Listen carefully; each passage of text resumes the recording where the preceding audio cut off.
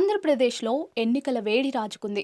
దీంతో ప్రధాన పార్టీలు ప్రచారం స్పీడ్ పెంచడంతో పాటు అభ్యర్థుల విషయంలో శరవేగంగా నిర్ణయాలు తీసుకుంటున్నాయి. వైసీపీ అధినేత జగన్ ఇటీవల 6 జాబితాల్లో కొన్ని నియోజకవర్గాలకు తమ పార్టీ అభ్యర్థులను ప్రకటించగా, చంద్రబాబు కూడా 94 మంది అభ్యర్థులను ప్రకటించారు. లోక్సభ నియోజకవర్గాల సీట్లను మాత్రం ప్రకటించలేదు. అంతర్గత చర్చల్లో పోటీ చేసే వారికి క్లారిటీ ఇచ్చేస్తున్నారు.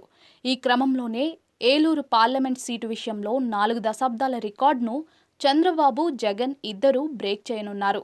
ఈ సీటును 2 పార్టీలు బీసీల్లో బలమైన యాదవ వర్గానికి కేటాయించనున్నాయి. వైసీపీ నుంచి సిట్టింగ్ ఎంపీ కోటగిరి శ్రీధర్ ఈసారి తాను పోటీ చేయనని ముందే చెప్పడంతో జగన్ బీసీల్లో బలమైన యాదవ సామాజిక వర్గానికి చెందిన కారుమూరి సునీల్ను రంగంలోకి దింపారు. సునీల్ మంత్రి కారుమూరి నాగేశ్వరరావు తనయుడు కావడం విశేషం. ఆయన తొలిసారి ప్రత్యక్ష ఎన్నికల బరిలోకి దిగుతున్నారు.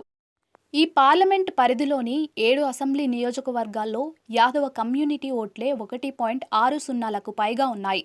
అందుకే వైఎస్ జగన్ ఏరికోరి యాదవ సామాజిక వర్గంతో పాటు ఆర్థికంగా బలమైన నేత సునీల్ కుమార్ను రంగంలోకి దింపారన్న టాక్ జిల్లాలో బలంగా నడుస్తోంది.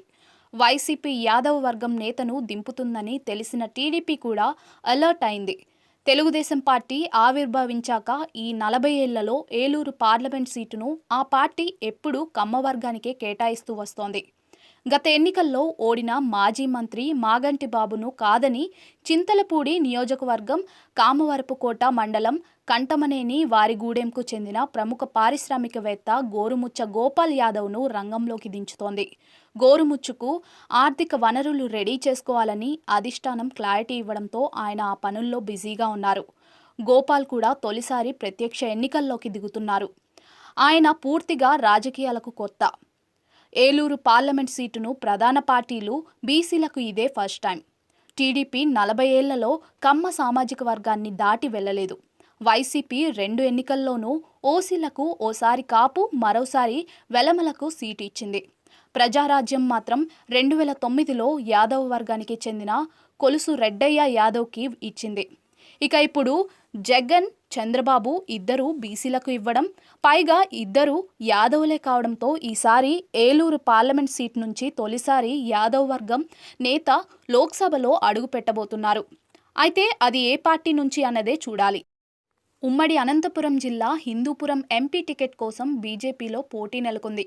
ఓవైపు సుదీర్ఘకాలం బీజేపీలోనే కొనసాగుతున్న నాయకుడు, మరోవైపు ఆధ్యాత్మిక ప్రవచనాలు చేసే స్వామీజీ ఇక్కడి నుంచి పోటీ చేసేందుకు ప్రయత్నాలైతే మొదలుపెట్టారు.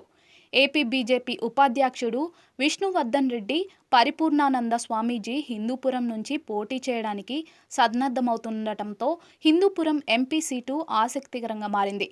ఏపీ బీజేపీలో సామాన్య కార్యకర్త నుంచి రాష్ట్ర ఉపాధ్యక్షుడి వరకు ఎదిగిన Vishnuvardhan Reddy Hindupuram BJP MP ticket కోసం తీవ్ర ప్రయత్నాలైతే చేస్తూ ఉన్నారు.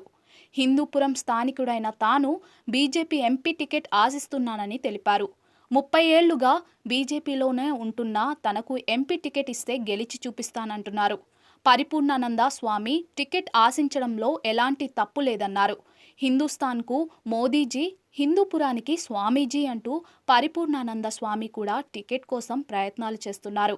ఒక స్వామీజీ ఎంపీ అయితే అభివృద్ధి ఎలా ఉంటుందో చూపిస్తానంటున్నారు పరిపూర్ణానంద. తనకు టికెట్ వస్తుందని ధీమా వ్యక్తం చేశారు. ఇలా హిందూపురం ఎంపీ సీట్ కోసం ఓవైపు బీజేపీ నాయకుడు, మరోవైపు స్వామీజీ పోటీ పడుతూ ఉండటంతో బీజేపీ అధినాయకత్వం ఎవరి వైపు మొగ్గు చూపుతుందన్నది ఆసక్తికరంగా మారింది.